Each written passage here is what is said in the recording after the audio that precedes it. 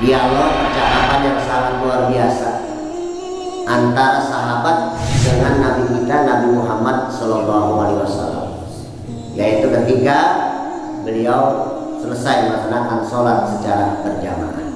Hai Rasulullah, kalau begitu menurut kamu siapakah iman yang paling kuat di antara umatmu nanti? Maka Rasul menjawab, wahai sahabatku, orang yang memiliki iman yang paling kuat, orang yang memiliki iman yang paling dahsyat dan akidahnya sangat luar biasa adalah orang yang nanti ketika aku telah meninggal dunia, aku sudah tiada di dunia, tapi mereka masih tetap mengimani Al-Quran sebagai pedoman hidupnya. Orang-orang yang suka membaca Al-Quran, maka nanti di alam barzakh Al-Quran itu adalah sebagai penolong buat diri.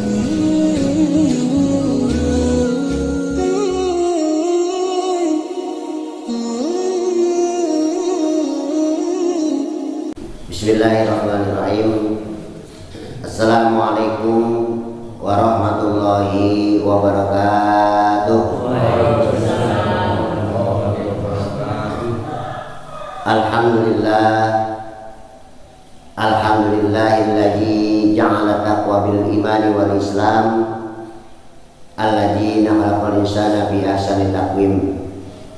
Asyhadu an la ilaha illallah wahdahu la syarikalah wa asyhadu anna sayyidana wa nabiyyana Muhammadan abduhu wa rasuluh. Allahumma shalli wa sallim wa barik ala sayyidina wa syafi'ina wa qurrati ayunina wa maulana Muhammadin wa ala alihi wa sahbihi ajma'in. Qala Allah ta'ala fi kitabihil karim, a'udzu billahi minasyaitonir rajim, bismillahirrahmanirrahim. Innal ladzina yatluna kitaballah wa aqamus shalat wa anfaqu mimma razaqnahum sirran wa alaniyah yarjuna tijaratan lan tabur. Amma ba'du, ma'asyiral muslimin, wabil khusus jamaah kajian subuh Mushola Riyadul Husna yang senantiasa selalu dirahmati oleh Allah Subhanahu wa taala. Pertama-tama marilah kita panjatkan rasa syukur kita kepada Allah Subhanahu wa taala karena kita masih diberikan nikmat sehat walafiat. Dengan sehat yang diberikan Allah, dengan badan yang sehat ini kita manfaatkan untuk memenuhi panggilan Allah, yaitu melaksanakan sholat subuh. Mudah-mudahan kita senantiasa selalu diberi sehat oleh Allah Subhanahu wa taala. Syukur yang kedua, kita bersyukur kepada Allah karena kita masih termasuk orang-orang yang mendapat hidayah Allah, yaitu orang yang senantiasa dipilih oleh Allah, orang yang senantiasa diberikan naungan oleh Allah, sehingga dipanggil untuk hadir, untuk datang di tempat yang sangat baik ini, wabil khusus melaksanakan sholat subuh dan juga taklim dalam kajian subuh. Ini semata-mata karena kita termasuk orang yang mendapat hidayah Allah Subhanahu wa ta'ala. Maka yang paling utama kita bersyukur karena sampai saat ini Allah sayang kepada kita. Allah masih melindungi kita dengan diberikannya hidayah. Mudah-mudahan hidup kita senantiasa dari hari ke hari sampai nanti ajal memisahkan kita senantiasa selalu dalam hidayah Allah Subhanahu wa ta'ala. Hadirin jamaah kajian subuh yang dimuliakan oleh Allah Subhanahu wa ta'ala, tidak lupa pada saat yang sangat baik pagi hari ini kita sampaikan salam kita, selawat kita kepada Nabi besar Muhammad sallallahu alaihi wasallam. Karena kata Rasul dalam hadis yang artinya, siapa orang yang tidak berselawat kepadaku, maka kata Rasul orang itu termasuk orang yang tidak tahu menuju jalan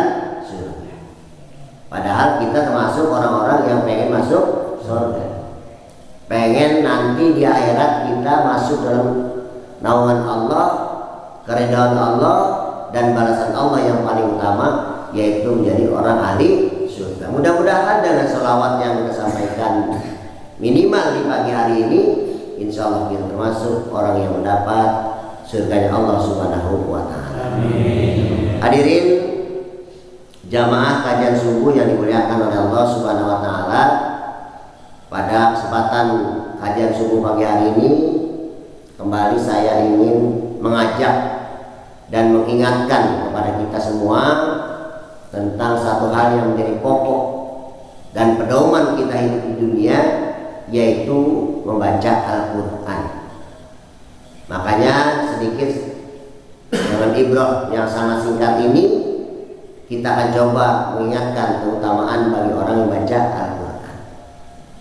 Mengawali daripada kajian subuh ini, ada sebuah dialog yang sangat menarik, dialog percakapan yang sangat luar biasa antara sahabat dengan Nabi kita Nabi Muhammad SAW, yaitu ketika beliau selesai melaksanakan sholat secara berjamaah.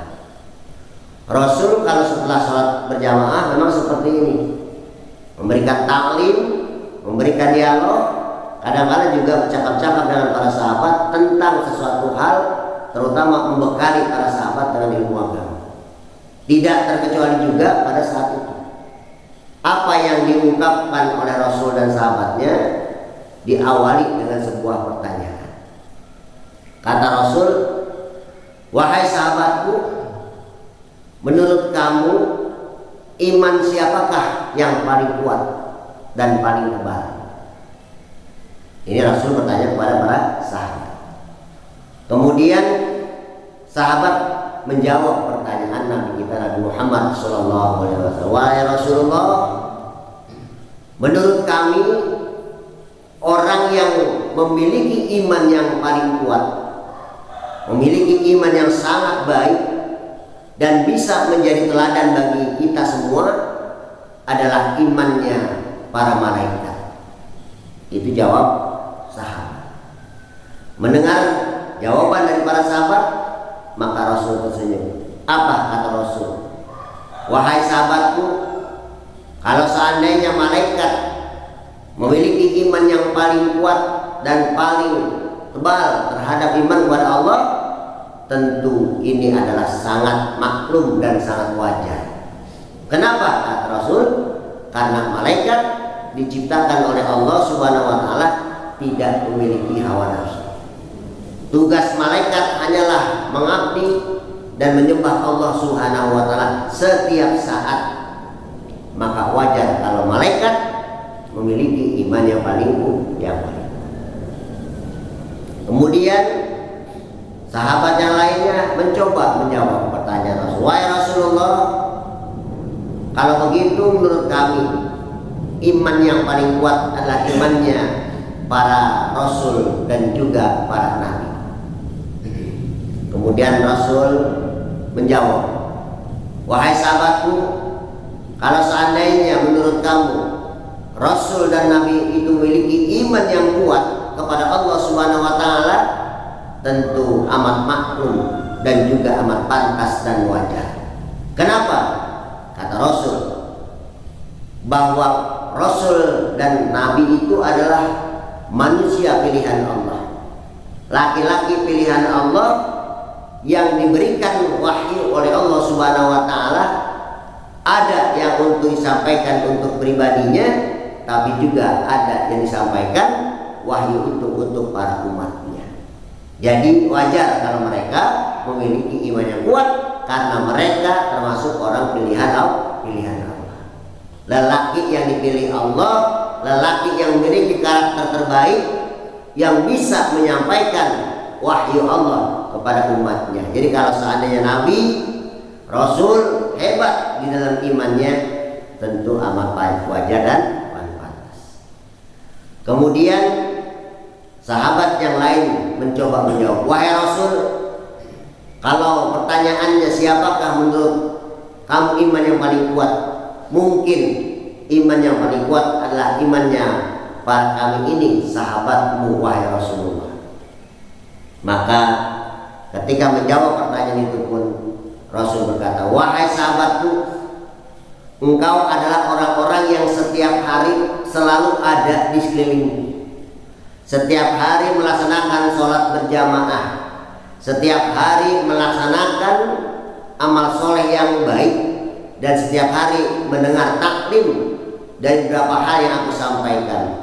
Engkau mencoba melaksanakan perintah Allah dan juga mencoba untuk senantiasa menghindari daripada apa yang dilarang Allah. Kalau seandainya engkau sahabatku memiliki iman yang kuat di hadapan Allah, maka amat wajar dan pantas. Kenapa? Karena kita adalah bagian daripada orang-orang yang selalu mencoba untuk mendekatkan diri kepada Allah Subhanahu wa Ta'ala.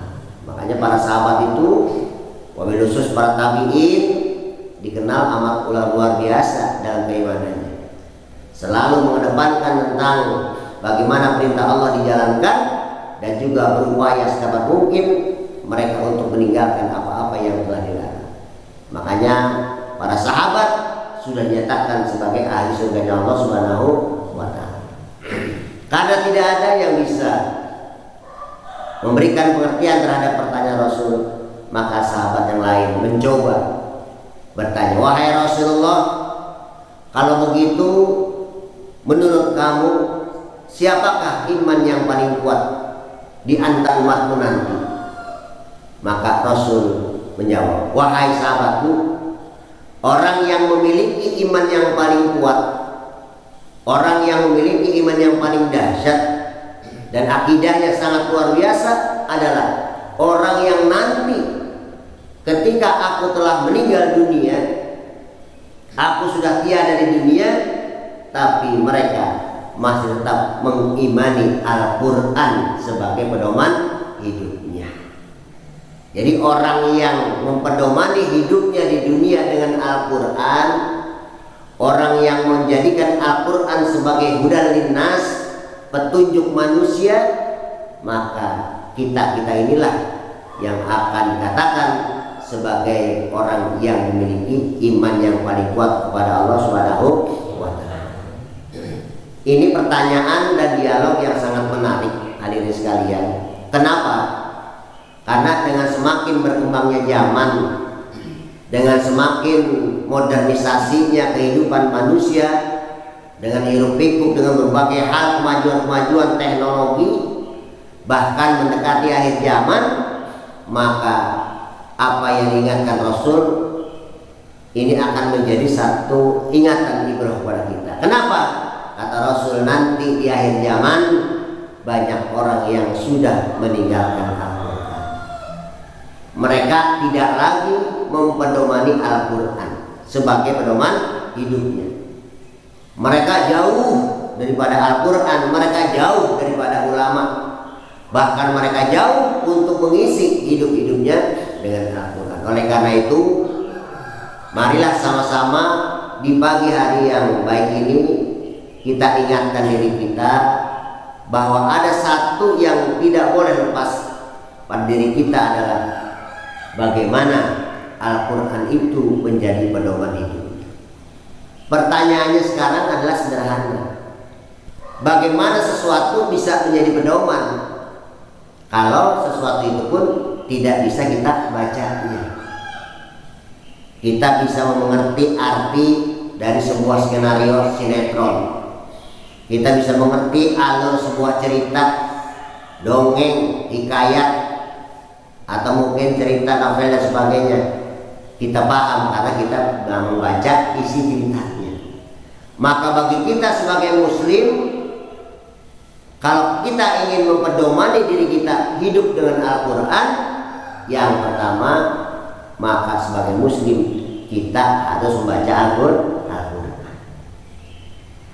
Kemudian setelah membaca Al-Quran, yang kedua, kita mempelajari isi Al-Quran itu. Kemudian yang ketiga, yang paling baik setelah mempelajari isinya, apa? Kita melaksanakan hidup kita sesuai apa yang ada di dalam Al-Quran. Jangan jauh-jauh, sholat subuh berjamaah saja itu kan bagian perintah Allah. Bahkan Rasul juga sudah mengingatkan keutamaan yang kita peroleh daripada sholat subuh berjamaah dan juga sholat sunat sebelum subuh. Nah, ini artinya kita sudah bisa mengamalkan, menerapkan apa yang ada dalam Al-Quran. Yang paling sulit memang kan mengamalkannya. Ilmu itu yang paling sulit kan mengamalkan. Kalau belajar gampang, memahami gampang, tapi yang paling besar, paling sulit adalah mengamalkan daripada ilmu yang kita peroleh. Sebagai contoh, kita dalam Al-Quran dijelaskan Alhamdulillahirabbil alamin. Maka kita menyatakan segala puji bagi Allah, bahwa Allah itu menguasai alam dan sebagainya. Tapi bagaimana cara kita berserah diri pada Allah? Nah, ini paling penting bagi kita untuk mengamalkan. Hadirin jamaah kajian subuh yang dimuliakan oleh Allah Subhanahu wa taala. Apa sebenarnya keutamaan bagi orang yang suka dan sering membaca Al-Quran? Yang pertama, dalam Al-Quran surat Al-Fatir, Allah telah mengingatkan kita. Apa kata Allah? Bismillahirrahmanirrahim. Innal ladzina yatluna kitaballah. Sesungguhnya orang-orang yang membaca kitab Allah, yaitu Al-Quran, wa aqamus sholat, kemudian mereka mendirikan sholat, wa anfiqu mimma razaqnahum sirran wa alaniyah. Kemudian setelah mereka mengerjakan sholat, lalu mereka lengkapi perintah Allah itu dengan berinfak di jalan Allah. Sirran wa alaniyah. Apakah infaknya itu secara sembunyi-sembunyi, tanpa diketahui orang, tanpa digembar-gemborkan, tanpa diagung-agungkan, ataupun secara terang-terangan berinfak di jalan Allah? Maka kata Allah, yarjuna tijaratan lan tabur. Mereka adalah orang-orang yang mendapat keuntungan terbesar. Jadi salah satu keutamaan baca Al-Quran adalah kita mendapat keuntungan yang besar dari Allah Subhanahu wa taala. Sekarang yang namanya keuntungan itu apa? Maka Ibnu Umar radhiyallahu anhu ketika menafsirkan daripada ayat ini, maka sebagaimana sabda Rasulullah bahwa setiap orang yang baca Al-Quran satu huruf itu adalah menjadi satu kebaikan, dan satu kebaikan itu kata Rasul akan dilipatkan menjadi berpuluh-puluh kebaikan.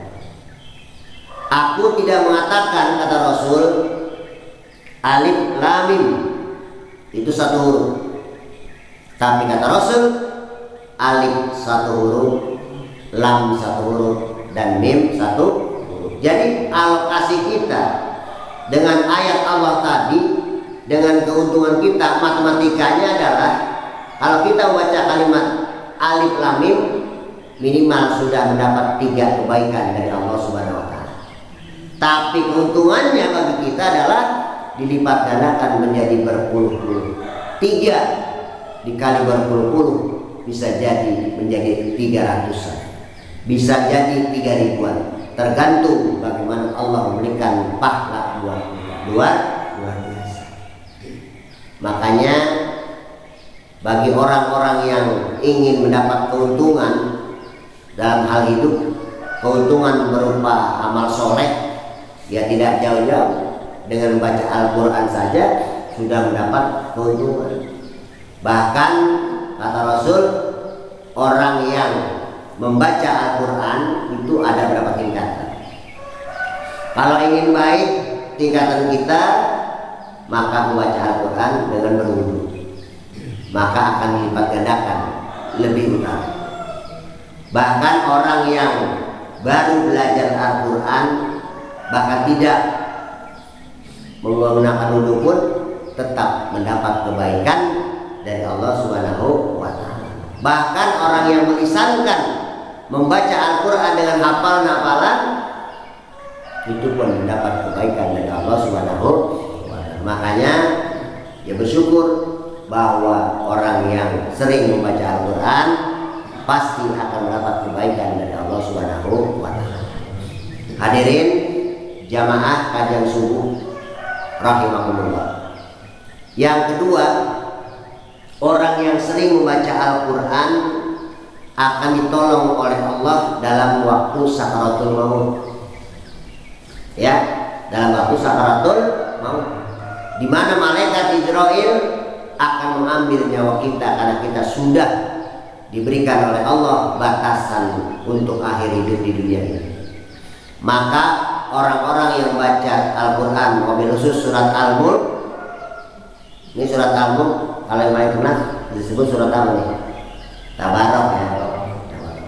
Maka diselamatkan oleh Allah, diberikan pertolongan oleh Allah, diberikan kemudahan oleh Allah ketika dia mendapat syafaatul maut.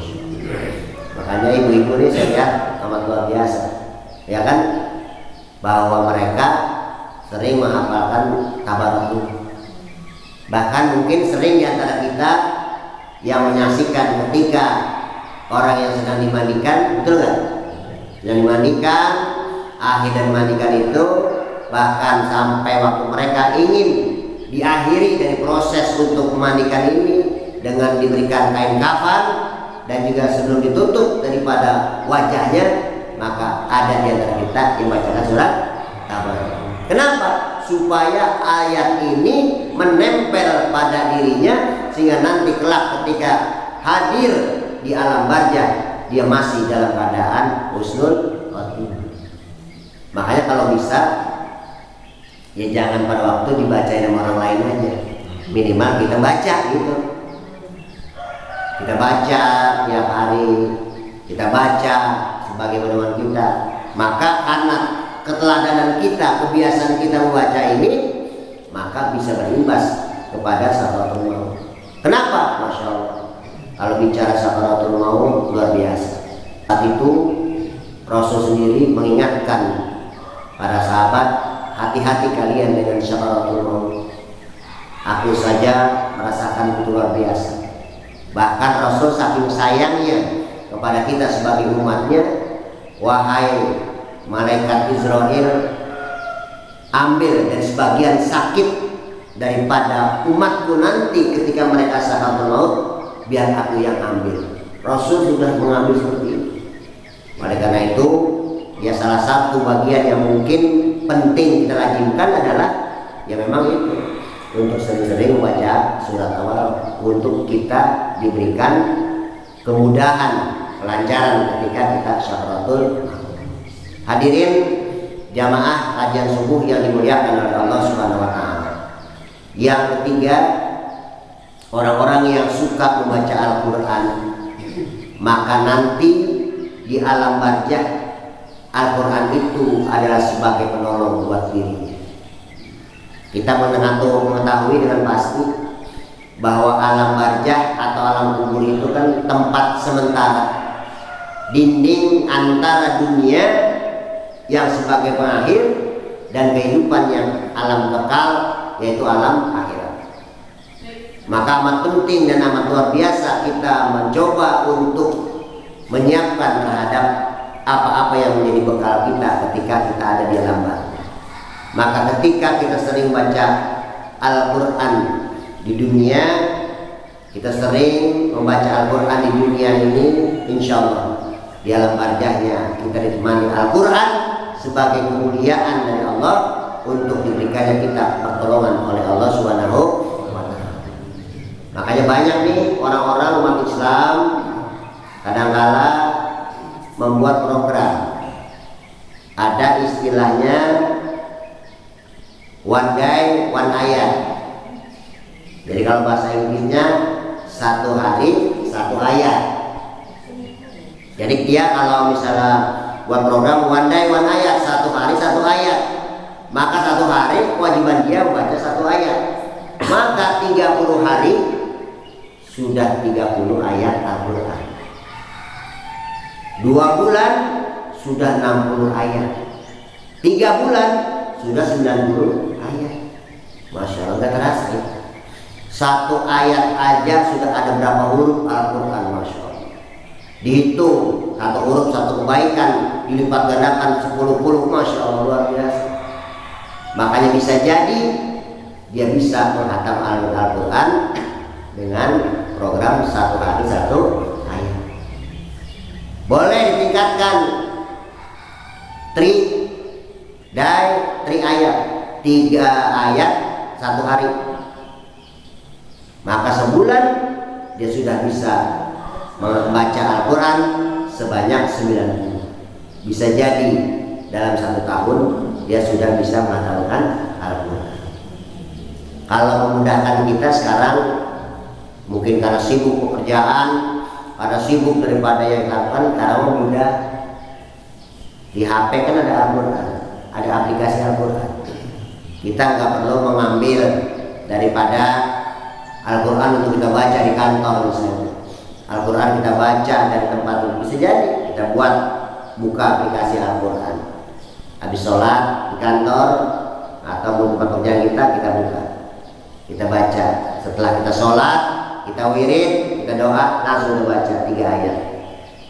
Entah nanti sholat zuhur 3 ayat, sholat asar 3 ayat, kemudian sholat maghrib 3 ayat, sholat isya 3 ayat, sholat subuh 3 ayat. Itu sudah 15 ayat sehari. Maka sebulan bisa jadi 450 ayat. Masya Allah. Oleh karena itu, bagi di antara kita yang memang keterbatasan tapi ingin memperoleh kebaikan itu, baca yang kita sudah hafal. Baca Al-Quran, ayat-ayat yang sudah kita bisa. Apalagi surat-surat pendek semuanya juga bisa dan hafal. Itu aja Bang.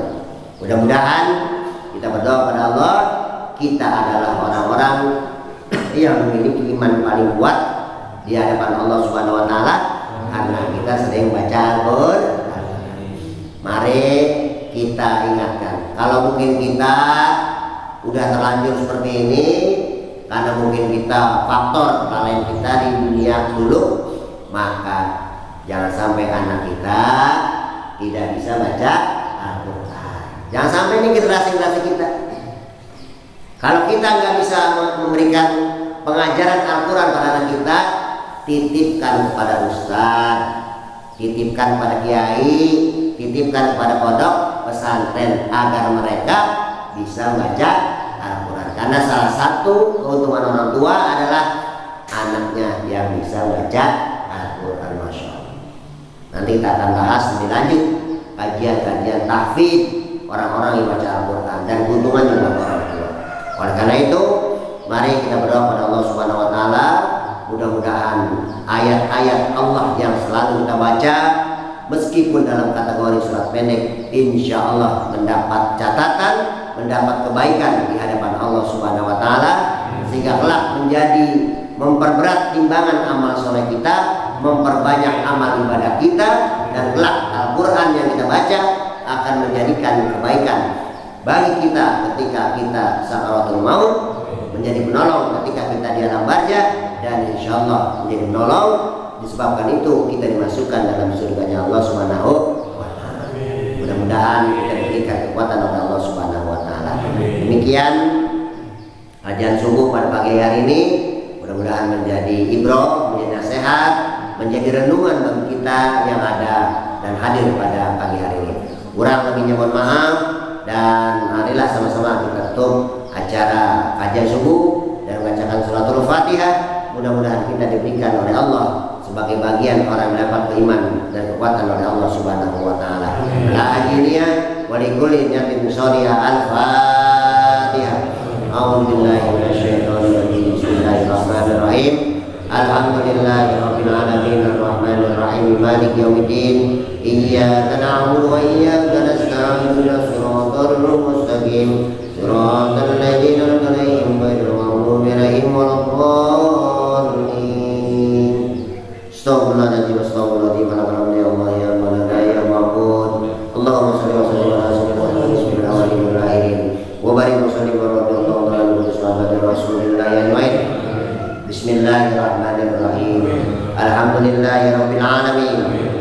syakirin hamdan na'imin hamdan wa bi ni'amahu wa yukabi majidah.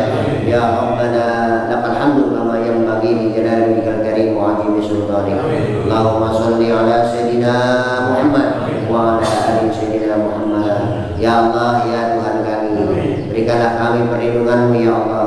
Berikanlah kami yang hadir pada kajian subuh pagi hari ini ya Allah, orang yang senantiasa taat kepadamu ya Allah, orang yang senantiasa diberikan petunjuk ya Allah, orang yang senantiasa dipilih mendapatkan rezeki yang banyak dan halal ya Allah, orang yang senantiasa diberikan perlindungan daripada kesehatan ya Allah, orang yang senantiasa dihindari pada segala musibah, gangguan dan bala dunia dan bala akhirat ya Allah. Dan kami jadikanlah ya Allah orang yang hadir pada pagi hari ini orang-orang yang selalu mendapat dan petunjuk ridho ya Allah. Ya Allah, ya Tuhan kami, jadikanlah generasi Islam kami ya Allah, anak-anak kami ya Allah, anak-anak yang bisa membaca Al-Quran sehingga bisa memberikan kebaikan buat kami orang tuanya ya Allah, bisa menjadikan agama sebagai panutan hidupnya ya Allah, dan bisa memperkuat pada Islam sebagai agama yang baik ya Allah. Ya Allah, ya Tuhan kami, berikanlah pertolongan-Mu kepada kami dunia ini ya Allah, dan berikanlah pertolongan-Mu kepada kami di akhirat nanti, agar kami menjadi kebaikan dimasukkan surga-Mu ya Allah. Rabbana hablana min azwajina wa dzurriyyatina qurrata a'yun waj'alna lil muttaqina imama. Rabbana zalamna anfusana wa illam taghfir lana latarhamna lanakunanna minal khasirin. Rabbana ya Allah atina fid dunya hasanah wa fil akhirati hasanah wa qina adzabannar. Dawahum biha subhanaka Allahumma wa tahiyyatuhum biha salam wa akhiru da'wahum alhamdulillahi rabbil alamin. Wallahu a'lam ila aqwamit thoriq. Wassalamualaikum warahmatullahi wabarakatuh.